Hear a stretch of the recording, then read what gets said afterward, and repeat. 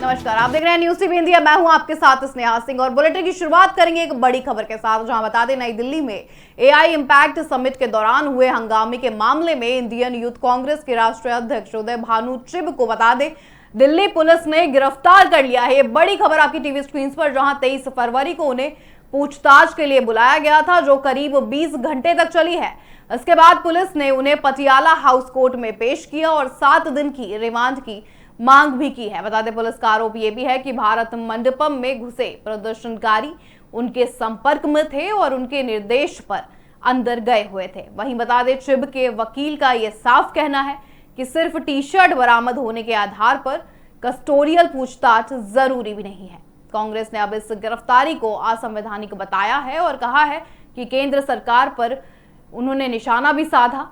फिलहाल बता दें इस मामले में अब तक 8 लोगों को गिरफ्तार किया जा चुका है और जांच लगातार जारी है। तो ये 20 घंटे की पूछताछ रही, जिसके बाद आपको बता दें पुलिस ने एक बड़ा एक्शन लिया है।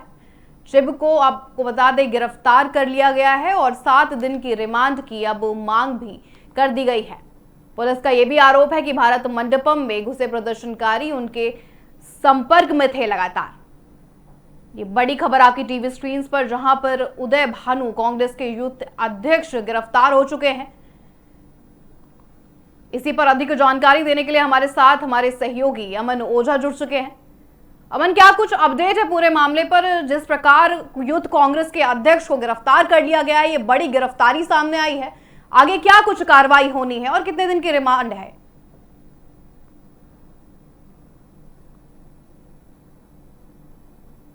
पूरा देश देख रहा है और सबकी निगाहें यहाँ पर हैं और इसी मामले में पुलिस ने इंडियन यूथ अध्यक्ष उदय भानु को इस सिलसिले में गिरफ्तार भी कर लिया है। इसके साथ साथ अन्य लोग भी गिरफ्तार किए गए हैं।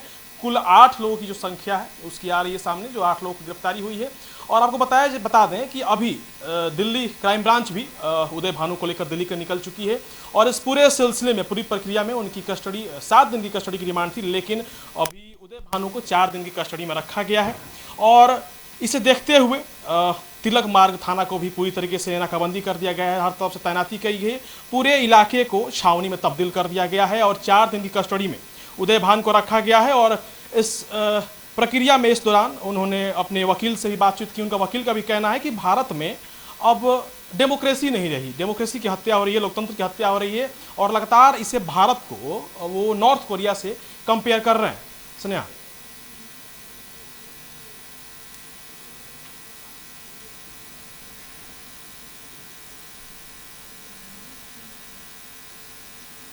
देखिए स्नेहा, इस पूरे सिलसिले में पुलिस का कहना है कि पूरे खेल का मास्टरमाइंड जो है उदय भानु है, इसीलिए उन्हें गिरफ्तार भी किया गया है। उनके वकील भी उन्हें डिफेंड कर रहे हैं। उनका कहना है कि शर्टलेस प्रोटेस्ट में उदय भानु तो उपस्थित भी नहीं थे, उनकी उपस्थिति भी नहीं थी भारत मंडपम में, फिर क्यों उन्हें गिरफ्तार किया गया, फिर क्यों उन्हें लाया गया? तो आपको बता दें कि पूरे इस खेल में मास्टरमाइंड जो है, पुलिस का कहना है, दिल्ली पुलिस का कहना है कि मास्टरमाइंड जो है उदय भानु ही है। इसको लेके शर्टलेस प्रोटेस्ट में उदय भानु को गिरफ्तार किया गया है और इसको लेकर क्राइम ब्रांच जो है, टीम जो है दिल्ली उन्हें लेकर निकल चुकी है। जी, और क्या कुछ अपडेट है इस पूरे मामले पर? कोई बयान सामने आया हो या प्रशासनिक कार्रवाई कुछ और होने वाली हो, वैसे कुछ जानकारी आपके पास? बिल्कुल, देखिए स्थिति को देखते हुए तिलक मार्ग की बात करें थाना की, तो पूरी तरीके से जो छावनी में तब्दील कर दिया गया है, पुलिस बल की तैनाती की गई है। इसके अलावा सुरक्षा के कई इंतजाम भी किए गए हैं और आने जाने वालों पर भी नज़र रखी जा रही है, पुख्ता इंतजाम है सुरक्षा का भी। बताया भी जा रहा है कि समिट के दौरान जो यूथ कांग्रेस कार्यकर्ताओं ने जो प्रदर्शन किए थे, शर्टलेस प्रदर्शन, उसमें उदय भानु मास्टरमाइंड रहे हैं। और बीजेपी यानी जो पक्ष है उसका भी कहना है कि पूरा ये देश का अपमान है, देश का अपमान है। ये सिर्फ कोई किसी पार्टी का ये एआई समिट नहीं था भारत मंडपम में, लेकिन फिर भी कांग्रेस के प्रदर्शनकारियों ने ये जो शर्टलेस प्रोटेस्ट किया है। डेमोक्रेसी पे कैसे सवाल उठा सकते हैं? जब ये प्रदर्शन हुआ उसके बाद किस तरह से पक्ष ने भी अपनी बातें रखी, विपक्ष भी सामने आया, सभी ने कहा कि ये जो किया गया है वो देश के खिलाफ था।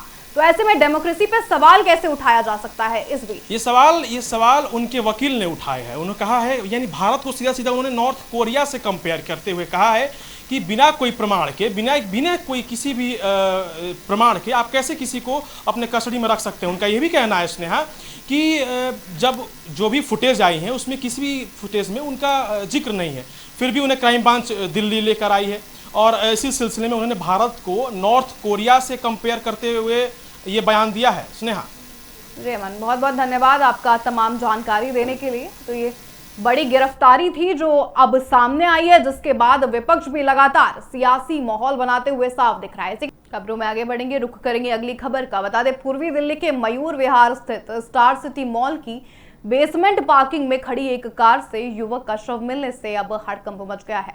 मृतक की पहचान आपको बता देते हैं, नाम उसका गौरव है, जो मॉल में स्थित HDFC लाइफ के कार्यालय में काम करते थे। पुलिस के मुताबिक बता दें, शव होंडा सिटी कार के अंदर मिला है। शुरुआती जांच में आशंका ये भी जताई जा रही है कि मौत दम घुटने या आत्महत्या की वजह से हो सकती है, लेकिन असली कारण पोस्टमार्टम रिपोर्ट आने के बाद ही साफ होगा। साथ ही बता दें, जानकारी के अनुसार गौरव ने एक ऑनलाइन ड्राइवर को भी कार चलाने के लिए बुलाया था। फिलहाल पुलिस मामले की हर एंगल से जांच कर रही है और पार्किंग व आसपास के CCTV फुटेज भी खंगाले जा रहे हैं। तो ये बड़ा मामला मयूर विहार से सामने आया है, जहां पर कार के अंदर शव मिलने की खबर सामने आई, जिसके बाद मॉल में भी हड़कंप मचा और प्रशासन भी लगातार कार्रवाई करते हुए नजर आया। बता दें, पुलिस के मुताबिक शव होंडा सिटी कार के अंदर मिला था। साथ ही शुरुआती जांच में आशंका ये भी जताई जा रही थी कि मौत दम घुटने या फिर आत्महत्या की वजह से ही हुई है, लेकिन अभी पोस्टमार्टम रिपोर्ट आने के बाद सही कारणों का खुलासा हो सकता है, ऐसा प्रशासन का भी कहना है।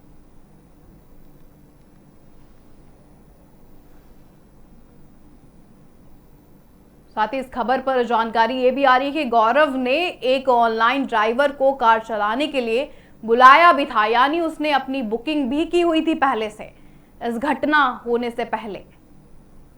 पुलिस अब लगातार हर एंगल से जांच कर रही है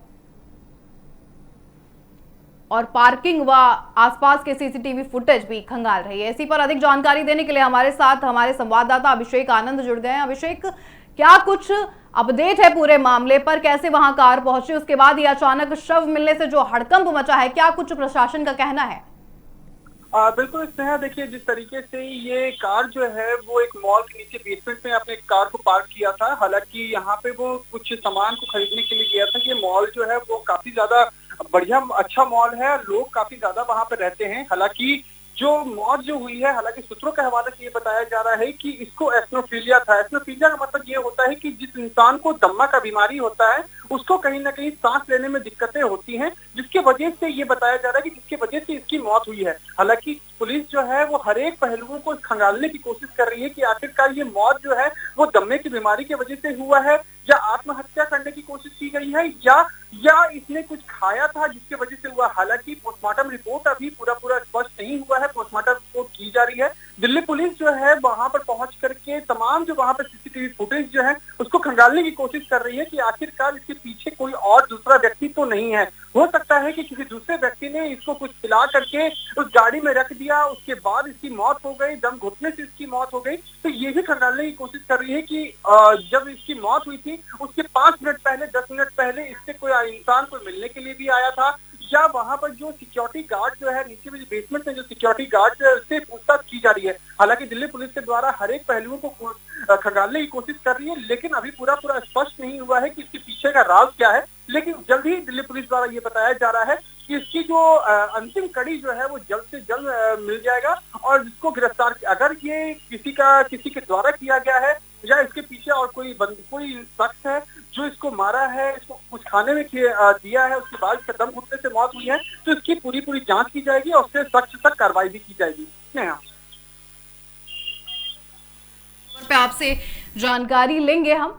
बता दें, एक और बड़ी खबर सामने आ रही है, जहां पर नॉर्थ दिल्ली के वजीराबाद इलाके में बारात के दौरान गोली चलने से 24 वर्षीय युवक आशीष की मौत हो गई है। आशीष, बता दें, यूपी के बागपत जिले के कत्था गांव से बारात में आया हुआ था। बताया यह भी जा रहा है कि उसका अपने ही गांव के पड़ोसी प्रवेश से विवाद हो गया था, जिसके बाद गोली चला दी गई है। आरोप यह भी है कि प्रवेश दिल्ली पुलिस में सिपाही हैं और फिलहाल ट्रैफिक पुलिस में वो तैनात हैं।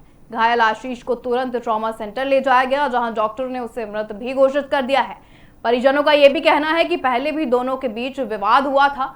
दिल्ली पुलिस ने हत्या का मामला दर्ज कर जांच शुरू भी कर दी है और अब ये जांच का विषय है कि गोली सर्विस हथियार से चली या किसी अवैध हथियार से। बता दें, आरोपी की गिरफ्तारी के बाद ही पूरी सच्चाई अब सामने आएगी। तो ये बड़ा मामला जहां पर 24 वर्षीय युवक आशीष को गोली लगी है, जिसके बाद अब दिल्ली पुलिस के सिपाही पर आरोप लगे हैं।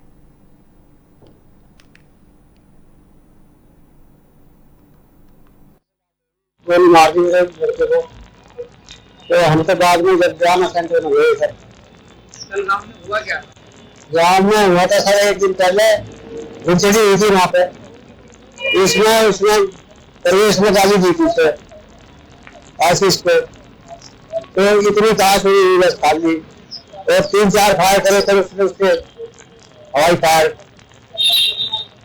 उसके बाद में गाँव में बीच बिचा होगा, कुछ बात नहीं हुई, और बाद में कहा कि मैं तुम्हें दिल्ली देखूंगा वहाँ पे। लेकिन मैं तो बाद में पहुंचा वहाँ पे, जब तक झगड़ा हो चुका था इनका, और मेरे को वहाँ पे जाके ये पता चला कि हमारा भाई है चाचा का लड़का आशीष, उसको प्रवेश ने गोली मारी।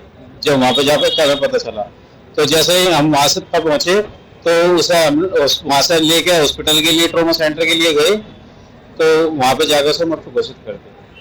ये जी इनका कल गुड़चड़ी पे इनका झगड़ा हुआ था, तो बता रहे कवास हुई थी, क्योंकि वहाँ पे गुड़चड़ी में मैं मौजूद नहीं था। वैसे झगड़ा हुआ इनका, और पकड़ के इसका साला था, दोनों पड़े और दिल्ली भाई गए, और प्रवेश में छत्ती पे हाथ लगा के तो गोली मारी। मौके बाद आपको मिलते हैं 4 तो ये थे, 2 साले और 2 भाई सारे और दोस्त के साथ बात में आए।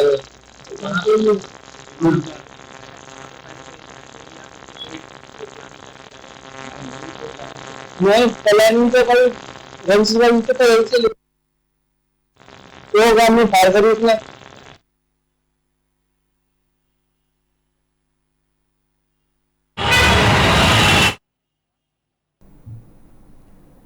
खबर पर अधिक जानकारी देने के लिए हमारे साथ हमारे सहयोगी बता दें अभिषेक आनंद जुड़ चुके हैं। अभिषेक, हर साल लगातार ये हवाई फायरिंग के मामले सामने आते हैं, जिसके बाद प्रशासन गाइडलाइंस भी जारी करता है, लोगों से अपील भी करता है, पर नतीजा कुछ नहीं निकलता। क्या कुछ अपडेट है पूरे मामले पर, और क्या वाकई में हर साल की तरह ये इस बार भी ऐसे ही दबा दिया जाएगा मामला? देखिए स्नेहा, जिस तरीके से मौजूदा हालात जो दिल्ली के बने हुए हैं, आपने देखा कि किस तरीके से लगातार प्रत्येक दिन कहीं न कहीं मासूमों की जानें जा रही हैं। आपसी रंजिश की वजह से कोई किसी को चाकू मार दे रहा है, किसी की मौत हो जा रही है, किसी परिवार का एक लौता बेटा जो है उसकी जान चली जाती है, जिसकी वजह से परिवार वालों को काफी ज्यादा इसका खामियाजा भुगतना पड़ता है। हालांकि दिल्ली पुलिस ये कहती है कि दिल्ली जो पुलिस जो है वो हर एक पहलुओं पर काफी ज्यादा सतर्क है, क्राइम जो है वो दिल्ली में एकदम नहीं है। लेकिन मौजूदा डाटा की अगर मैं बात करूं तो दिल्ली का मौजूदा हालात जो है वो बेहद गंभीर स्थिति में है। हालांकि जो वजीराबाद का जो मुद्दा जो है, ये वजीराबाद जो है वो नॉर्थ दिल्ली में आता है, और जिस तरीके से ये मुद्दा जो हुआ है, हालांकि ये आशीष जो है वो अपने घर गया था, ये शादी में था, जिसके बाद जो शख्स ने इसको जो गोली मारा है वो बंदा अभी, हालांकि इसके बारे में ये बताया जा रहा है कि दिल्ली पुलिस में ये ट्रैफिक में है, तैनात है ये, और साथ ही साथ ये पूछताछ की जा रही है, खंगालने की कोशिश की जा रही है कि जिस रिवॉल्वर से ये गोली चली थी, क्या उसका अपना सर्विस रिवॉल्वर था या उसने अपना कोई दूसरा बिना लाइसेंस का कोई रिवॉल्वर से उसने गोली मारा था। इसको लेकर के भी खंगालने की कोशिश कर रही है। हालांकि परिजन का ये साफ तौर पर ये कहना है कि उससे पहले भी कई सारे छोटे मोटे मुद्दे को लेकर के उससे बहस हुई थी, लेकिन ये पूरा जो मामला मेरे समझ से जो आ रहा है, ये कहीं ना कहीं आपसी रंजिश है। ये रंजिश जो है वो काफी समय से चलता आ रहा था, तो ये समय देख रहा था कि कब इसको किस तरीके से टारगेट करना है और किस तरीके से इसको गोली मारना है। तो एक समय इसको मिल गया, शादी का एक माहौल मिला कि शादी में किसी तरीके से इसके साथ बहस करेंगे, बहस करने के बाद दोनों के बीच झगड़ा होगा, उसके बाद फिर अगर वो अपने सर्विस रिवॉल्वर से गोली मारा है तो उसके बाद दिल्ली पुलिस को ये एक एक्शन लेना चाहिए कि किस तरीके से हुआ, कितने गोली लगे हैं और कहां पे लगा है, किस तरीके से फायरिंग हुई थी। तो ऐसे में लगातार जो है वो बातचीत भी की जा रही है, परिजन से बातचीत की जा रही है। दिल्ली पुलिस जो है लगातार इस चीज को लेकर के खंगालने की कोशिश कर रही है कि आखिरकार ये मुद्दा किस चीज का था और पुराना मुद्दा किस बात से इस पे बहस हुई थी, उसको भी लेकर कहीं ना कहीं पूछताछ की जा रही है। परिजन भी बता रहे हैं कि ये पहले भी इस चीज को लेकर के बातचीत हुई थी, लेकिन कोई भी सॉल्यूशन नहीं निकला। हालांकि काफी समय हो गया था, लेकिन ये टारगेट करके इस तरीके से ये जघन्य हत्या किया गया है। अब आने वाले वक्त में ही पता चलेगा स्नेहा कि किस तरीके से दिल्ली पुलिस और ट्रैफिक पुलिस इससे संज्ञान लेती है और आने वाले वक्त में क्या कुछ अपडेट्स आते हैं वो तो समय ही बताएगा। जी अभिषेक, बहुत बहुत धन्यवाद आपका तमाम जानकारी देने के लिए। इस पर आगे कुछ अपडेट आ जाता है तो आपका जरूर रुख करेंगे। तो ये बड़ी खबर जहां पर 24 वर्षीय युवक आशीष को गोली लगी है, जिसके बाद अब प्रशासन अलर्ट मोड पर भी नजर आ रहा है।